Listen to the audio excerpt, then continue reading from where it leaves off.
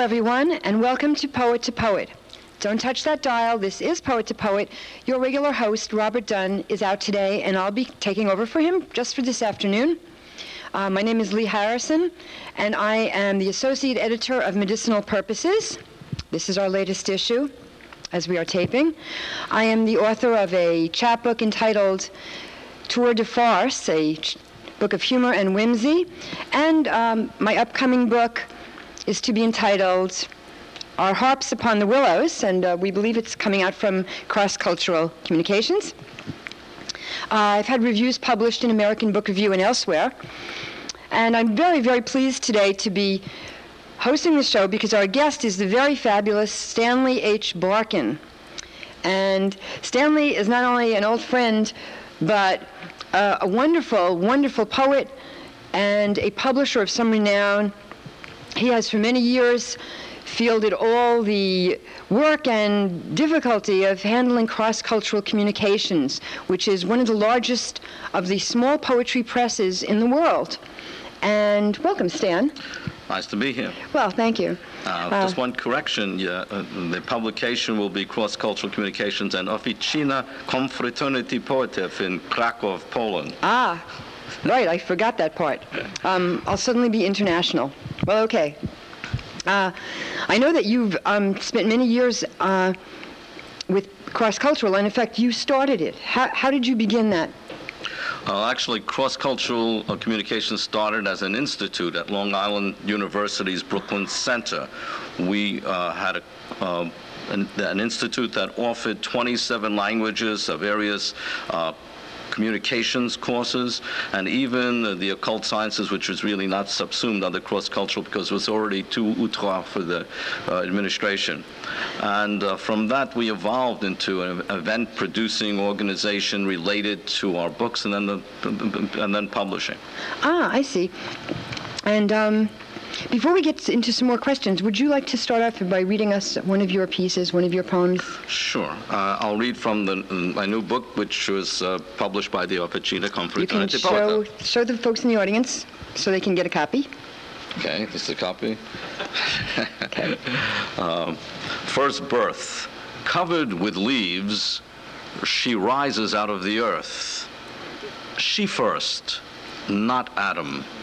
How much more likely, more provable, he from her pit than she from his rib? It was a man who wrote the myth. Ah.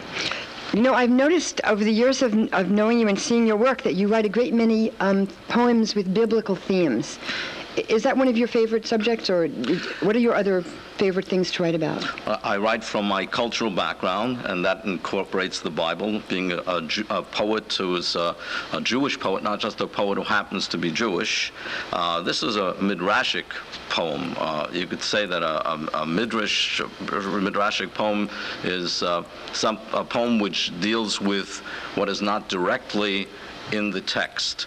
What is, you could say, was between the lines, what's not directly in the 5 books, but is what is underlined. Traditional. In another way, Menke Katz explained this by saying, when Moses was on Sinai, it didn't take 40 days and nights to inscribe the tables of the law. It took only 1 day and a night. It took 39 days and nights to put the decorations on the letters. Ah. So in a way, a Midrashic poem is like a decoration on the letter. I also write about my family and the place I came from, Brooklyn, and the many, I'm inspired by the many authors I've met from many lands. So these are my sources of inspiration. Could you read us one that, say, is a family poem, or another one that's about people you've met from other countries? Sure, okay.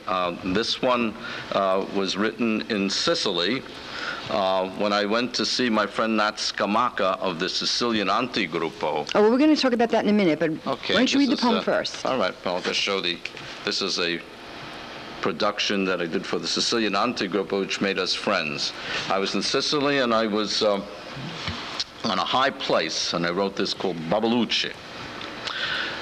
Gathering the stalks of wild Babalucci sprouting out of the rim of hills where temples and amphitheaters signify the ancient days, when a simple people climbed out of the valleys to find the wind, to touch the source.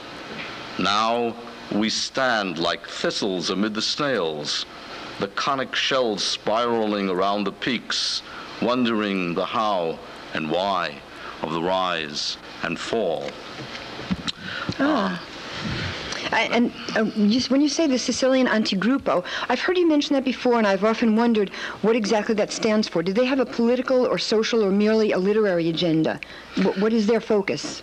They are a group against groups, against the mafia in its place of origin, against the church, which in their point of view seeks to diminish the creative power of the Sicilian people, which is considerable, against all the forces which would seek to diminish and human beings, diminish the Sicilian people, and they reach out for people throughout the world. Thus, Nat Scamacca, who was flew the India-Burma-China hump with his twin brother Dick Scamacca, and after the war, that is during the Second World War, he went back to Italy, to Sicily, seeking the origins of his people, and he met a distant cousin named Nina Scamacca, married her, and came into contact with the people of the Antigruppo, people like Santo Cali, like a poet? Yes, a poet.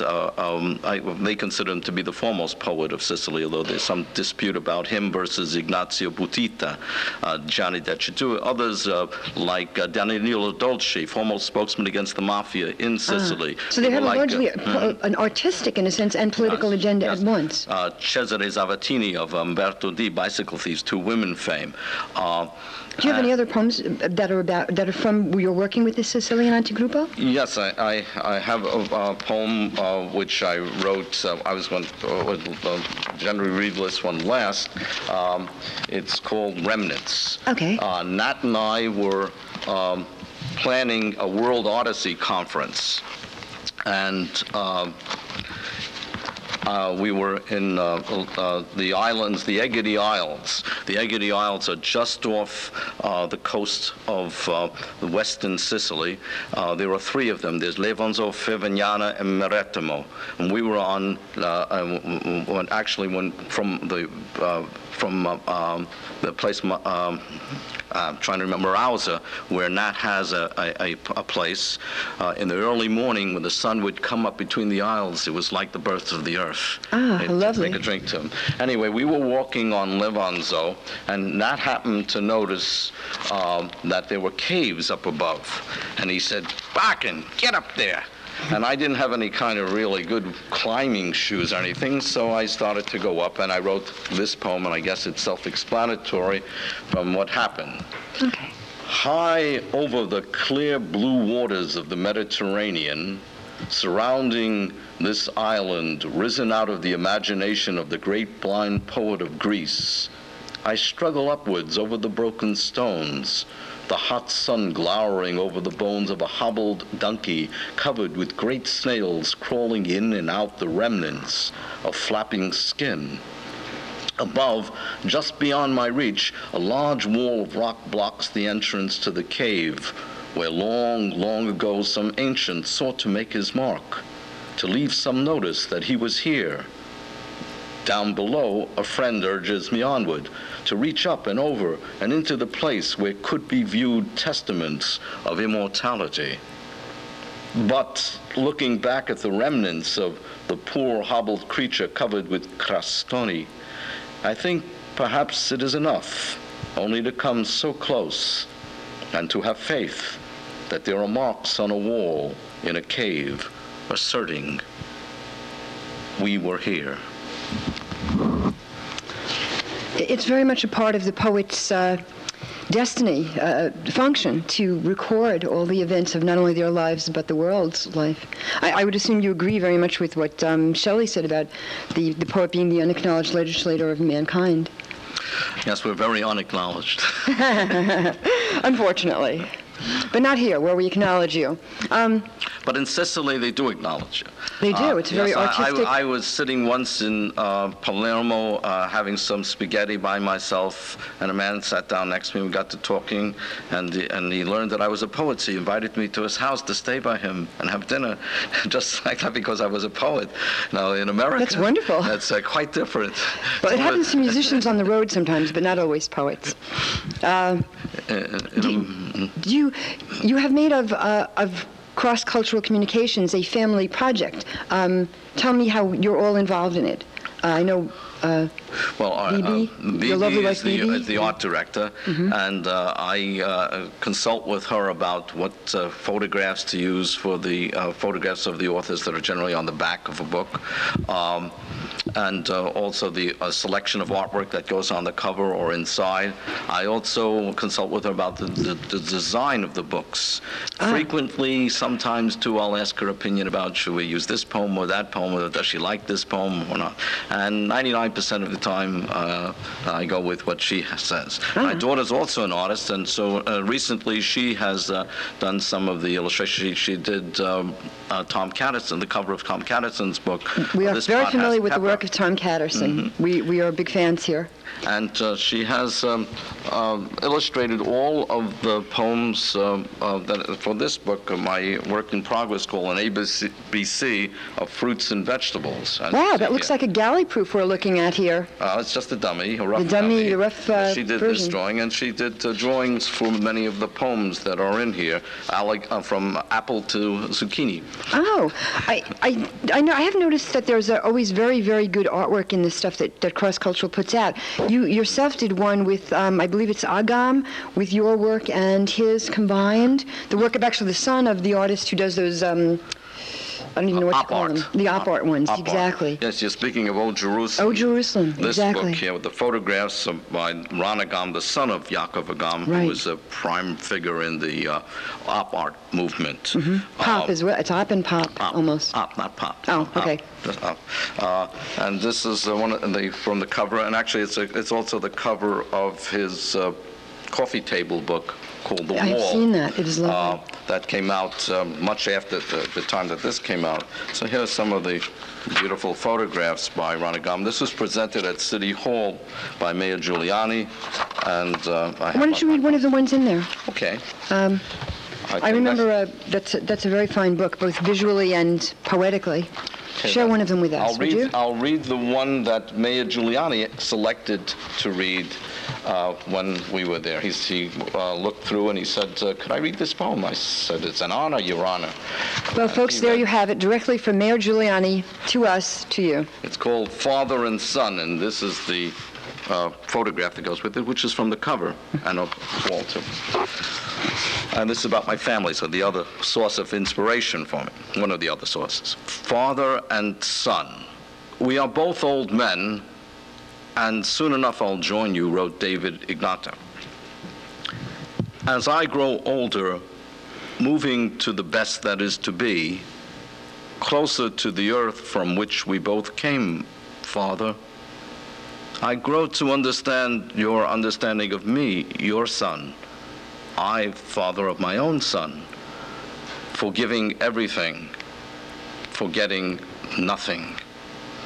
Oh, Father, how you would smile at me, a father, forgiving and understanding my son, you and me in one. Growing into myself, the self that was you, Father, that am I, son, that is your son to be, that is us. Oh, very interesting. It is very difficult not to write about your parents if you're a poet. At some point in your life, you talk about either the issues or the buttons they've pressed, or the warm and wonderful memories. I certainly have in my upcoming book, and that's an example of yours. When you write about family... It took me about 30 years after the death of my father to write that. I was just going to say, it takes years of kind of mulling over all the ramifications of the relationship, and then somehow it just bursts out. I think Sharon Olds did that with her book, Father. Yes. Certainly, it takes years, and then you kind of break it all down, what happened, what you lived with and loved.